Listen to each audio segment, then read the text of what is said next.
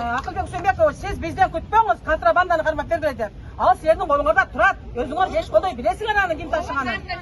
Менин колуман контрабанда ташыган келгенде, мен силерге айтпай ошол ишти кылып кетмекмин өзүм. Колуман келгенде. Менин колуман келбейт ошол контрабанданы ташыш. Эгер ташыгыш келгенде мен ташып эле калышыкка бакмакмын. Муну карма бар сенин колуңа биле турат. Жакап чык деп коюп чыкты. Налогторду деле ушинтип бизге субсидия айтат, субсидия отменен кылдым, шок фактура дейт. Мен шок фактуранын вообще биринчи укушу мен. Сен мен базарда кыйылмын да. Андай уже түшүнүгүм жок чындыгында. Ошондой эле мына жерге келген элдин баардыгын эле тилеге бир ошо ККМ менен шот фактурага каршыбыз.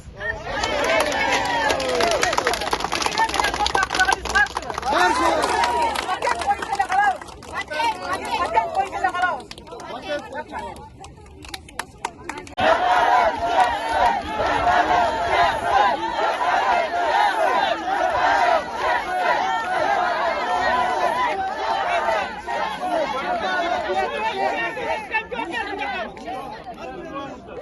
Dalaptan eski açkan da. Beni toplattın, o şekilde ben kırıklığa görüşümler arasında kaderim ama bana aylandırdı, ben o şekilde ümette 1 milyon kırık alsam hepini yerime boşuna yapayım.